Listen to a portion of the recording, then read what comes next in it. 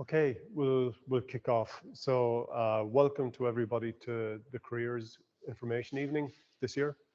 I definitely get the feeling that it's a different time of year this year because normally it's nighttime, I think, when we have this. So it must be later in the year. My name is Neil. I'm course director from product design. And Morgan's not course director this year, but representing architecture. And tonight, we want to just give you a sense of what the career in product design and architecture is all about. So what we have tonight is we have two former students. Gráinne Tyrrell is a graduate from product design, and she has gone on to further research as her immediate career. And Aisling Duffy is from the architecture class the year before, and PhD student as well. No? So there's our first typo. So I didn't do that. Anyway, Aisling Duffy will give you information on architecture and the career in architecture. And just, I'm not sure if anybody here is looking at product design, but it's important to understand that product design is a portfolio entry course, and architecture is not. We have, if you go into product design and technology at UL, and you can even say portfolio at whatever in Google, and you'll find your way to a fairly detailed description of what we feel constitutes a relevant portfolio for product design. Hi guys, thanks for coming. My name is Gráinne Tyrrell, as Neil said. I know a lot of us would like to be out in the sunshine, so it's great that you guys came to get a bit more information on just the course in School of Design. So yeah, I'm just going to go through my experience in product design and where I'm at now. So, sorry, no.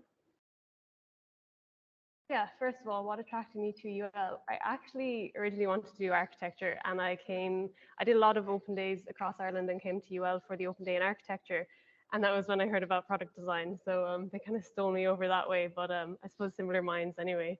I'm from Cork, and both of my sisters there, you can see them, went to UCC. I have another sister who didn't make the cut, but they all went to Cork. But in UCC, they just had no product design course that I really wanted to go to. There's nothing kind of equivalent there. So yeah, I was really attracted to UL because of, like, you've seen the landscape, especially in a day like today. It's really open, like, campus with loads of greenery and like lovely sports facilities. There's me climbing. So yeah, just a good university to come to. So a bit of background. I always say product design is a good mix between kind of that engineering and maths background, and then a bit of, sketching and design skills. It's got a good balance. So from the beginning, you learn sketching. Like, I was not good at sketching originally, but you learn it from the basics and build up that way to communicate your ideas. You do some basic maths and engineering just so you can actually, your ideas are actually feasible, not just within your head. You get that basic understanding, especially in first and second year. We do some modeling of forms. So like you can see there, clay, is metal work, there's foam, design research and practice, to just get a better understanding maybe of your user or your use environment for the products that you might be designing. CAD, so SolidWorks and Blender, you can see some renders there of those. Design visualization, so things like Photoshop and Illustrator, if you've used them before. And then things like design history and contemporary design culture to get, that background of, who were the designers that came before us, why do things exist the way that they are now, and why do we interact with them in that way. Ergonomics and usability refers to how you use something and your experience as a user of, is a door handle comfortable to hold and things like that. And then a bit of UX UI design, which is user experience, usually to do with like websites and interacting with digital design. So just to go through a bit of the design process, give you an idea, when you get a design brief, and that might be, make a bike that doesn't, that fits two people or whatever it is, you start off with ideation, and that's just really like quick basic sketches, let the creativity flow. Doesn't have to be really nice, drawings. Just getting that idea from your head onto paper so that, it's there. And then next, you'll develop some of those ideas might stand out as, yeah, I think this is actually something that I want to look into. So then you're going to go into the more finer details of, sizes, how do kind of little bits function, get a bit more clean sketch work. My sketches weren't always the best, but you learn it as you go. Or, you can use line work. You can also use prototypes. So prototypes are relevant kind of throughout the whole design phase. Getting something physical in your hands really helps. So we have loads of facilities in product design. We've got 3D printing, foam. You can use really low fidelity materials like card, paper, Andy floss. That's based on like Rube Goldberg. If you've ever seen those kind of like energy passing, it's called chain reaction. But yeah, you get a really vast, really variety of different ways to make prototypes for the early phases, and then later on into the more finished phase to get a really realistic looking design. So yeah, then you might want to communicate your final design. So say a helmet, or this blender. How are we going to communicate the key touch points, the look of it, and thinking about what users you're targeting and what colors might say different things about that product that you've designed. So yeah, that's kind of an overview of the course. In my third year, I went on co-op placement. So I did it with Medtronic in Galway. And they're kind of a biotech company. They work with heart stents and delivery systems and catheters. And I worked as a human factors engineer. So that kind of links into that usability and ergonomics that I was talking about. It's how users are going to use those devices, and are they able to use it for what they're designed for? Is it comfortable for them and easy for them? It was during COVID though, so it was remote work mostly at the start. And then later on, I did get to go on site a good few times. So I was interacting with doctors as they tested out the devices and noticing where they might have issues with those devices. So that's me with some of my friends virtually hanging out. And those are some examples of like the types of devices that I was working with. So that's a heart stent and a delivery catheter. Yeah, so then my final year project, I actually found I really enjoyed working in the kind of biomed area. That kind of technical aspect of design really spoke to me. So you can kind of hone in your skill, like where you want to end up. You can use your final design project to hone it in. So I liked biomed, so I went that way. You might like soft goods or fashion design. You can hone it in that way. So I continued working with Medtronic. They were really helpful in helping me out with access to doctors to get feedback from users. It's quite a complex, maybe procedure, so I'm going to try and explain it, but I won't get into too much detail. It's basically a way of accessing the heart, and it's an alternative route for people who had maybe diseased vessels for the more traditional route. So usually you go in through the groin and travel up to the heart. This was an alternative access through your abdomen. And there were just a few difficulties that doctors encountered with the procedure and some bleeding. So I designed a device that helped with those things. So that's it there. And that was my final marketing board that I had. So basically, everything you've learned throughout your experience in the course goes into this project. Your ideation, all those kind of that I showed you from the design process, they all come together, and you get to communicate it with a prototype and your visual communication here as well. So yeah, after graduation, I applied for funding for a PhD in biomedical design, and Medtronic continued to back me, and I got funding from the Irish Research Council, which was great. So I'm working with the usability and ergonomics of cardiovascular devices. So again, just looking at the grasps and the forces that users are having to apply when they're doing really complex and potentially delicate procedures. And yeah, other course mates are working for design firms, and some are doing like book illustrations, some are working in engineering companies. There's really like quite a vast range of careers that you can go into from this. You get a lot of different skills, like interpersonal skills. You've interacted with a lot of different users. It's pretty versatile, and it is what you make of it, I suppose. So that's me there with my boss from Medtronic, who's still working with me on the PhD, and some of my friends from graduation and such. And yeah, just to close it up, there's some photos of like the friends I made along the way, some opportunities I wouldn't have had unless I came here to UL. Me in the climbing club. I think Aisling, who's going to talk in a second, is probably in that photo down the bottom right, because they're both in that club together. And yeah, just you know, if you're interested, definitely like ask more questions and, you know, do apply and get that portfolio application in. And yeah, probably have opportunities for questions at the end. So thank you very much for listening.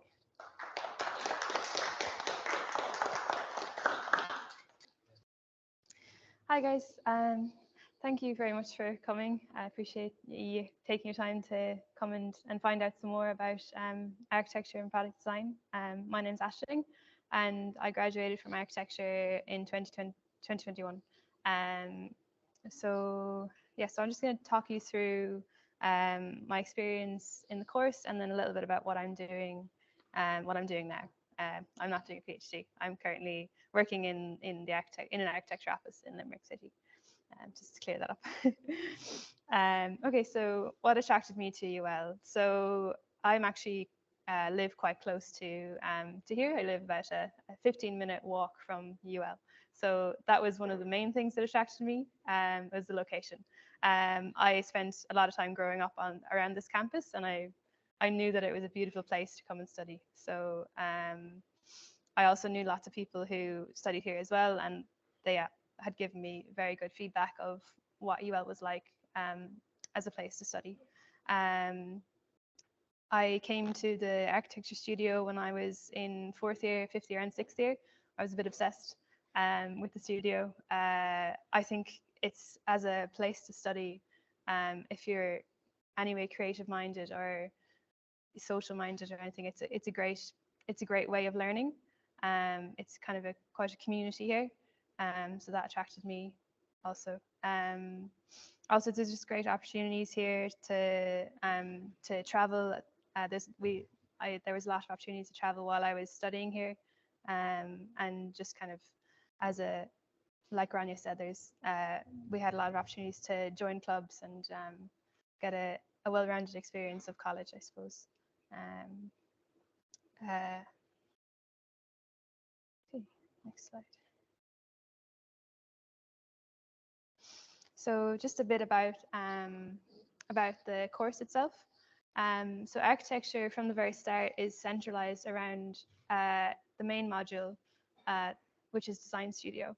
And you start off in first year looking at concepts of architecture, starting off kind of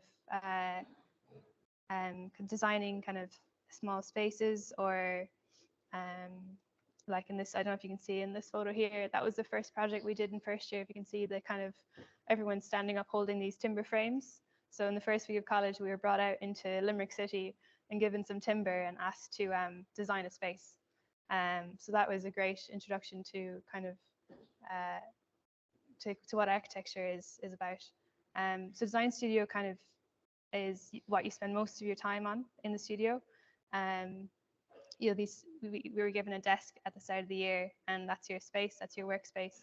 Everyone has their own space to work at, and design studio is kind of you start off with a concept and then you work it up through talking with your lecturers and through feeding in from your other smaller modules. So the kind of other modules that you'd look at would be about construction structures. So in first year, it's kind of simple ideas of how things are built and how things are put together.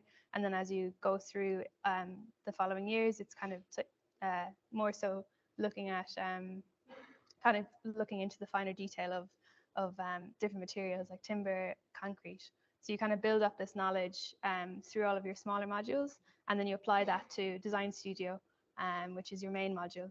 And that every semester you work on 1 or 2 projects, and then you kind of feed in through all of the smaller modules. So we've got structures, we look at the environment, looking at kind of how the sun affects buildings, how we can use sustainability, the location of buildings and the context.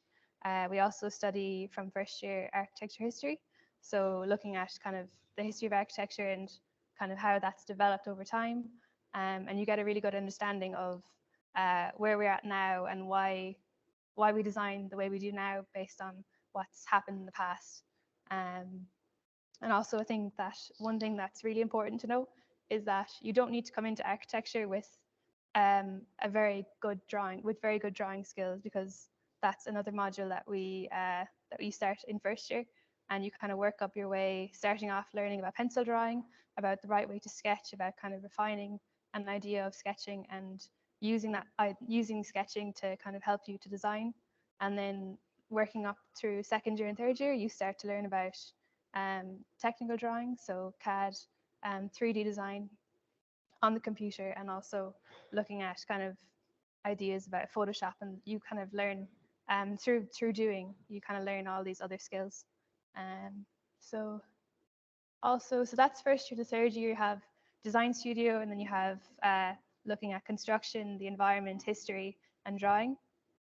In fourth year then, there's a choice of electives, so they change every year, but they're all kind of based as well to help you in your design studio and to kind of build up that skill base.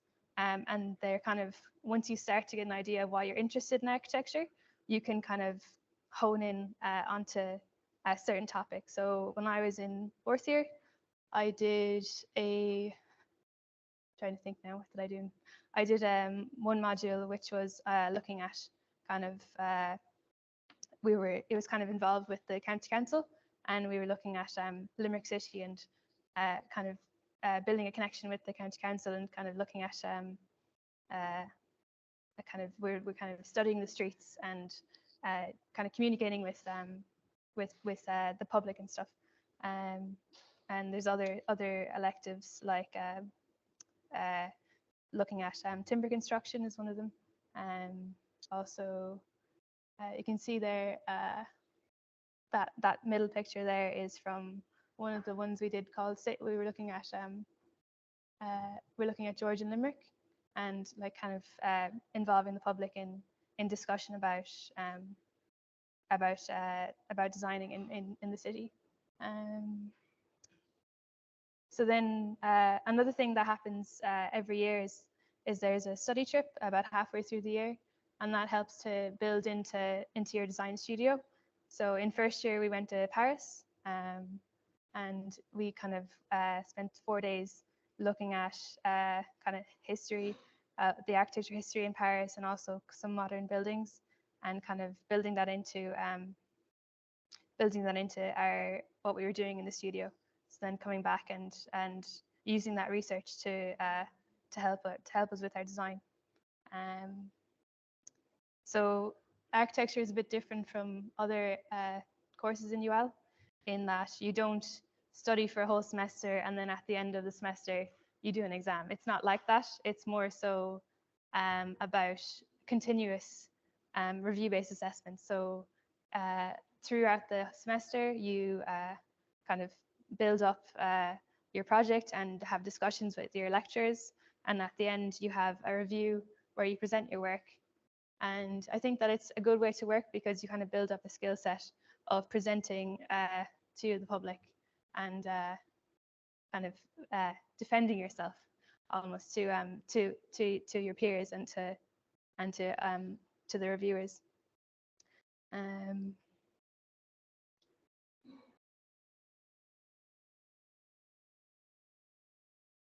So study trips are a great way of building up your knowledge of architecture, and also kind of getting a bit of cultural experience. So they happen once a year. Like I said, we went to Paris in first year. In second year, I went to Morocco. In third year, I went to London, and then in fourth year, COVID happened, so there was none then. But there, we kind of when we went to Morocco in second year, we used a site that we studied there to then come back and design something based on that.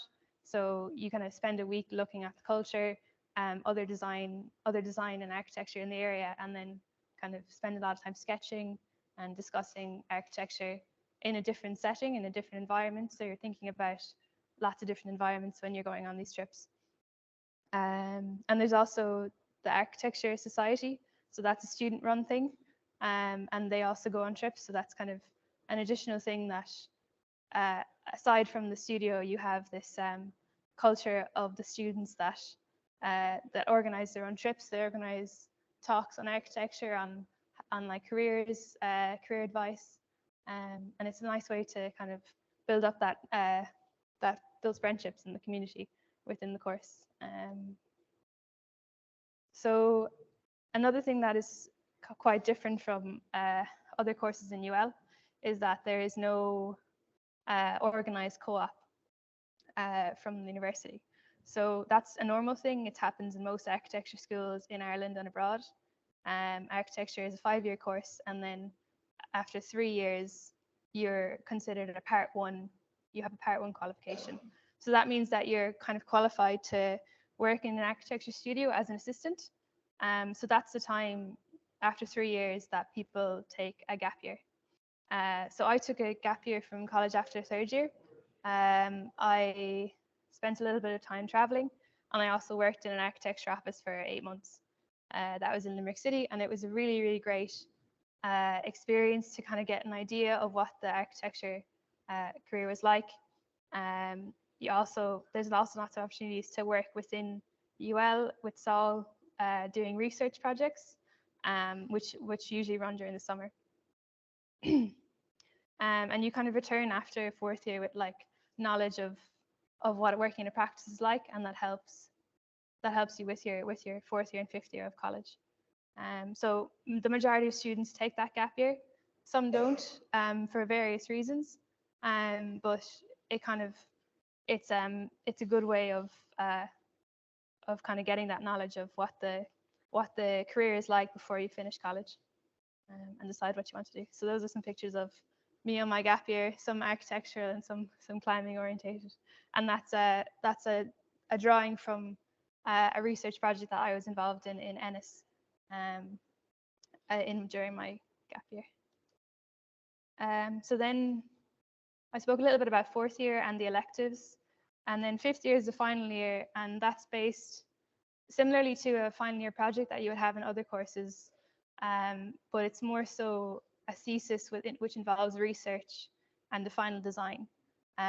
So that you complete independence of what topic you pick. So you kind of you've over the years in college you've developed an idea of what kind of interests you in architecture, and I kind of went into very specific electives that helped me to decide what I was interested in. Also, with the research project that I did during my gap year, it kind of helped me to decide what I wanted to do. So my thesis was based in Limerick City by the river, and I was looking at kind of sustainable design that was allowing architecture to engage with nature in a very specific way that kind of is almost design based off nature.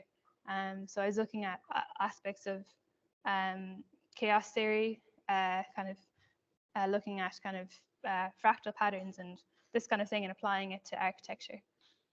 So those are just some drawings from my final project and some photographs from the year after I graduated. When I graduated, we had our final year project presentation online, so there's no nice photographs of us pinning up our designs, but that's a really nice part of the course, is that you can you have these like in-person presentations. All of your drawings are up on the wall, and you kind of it's like a map of what you've designed over the year.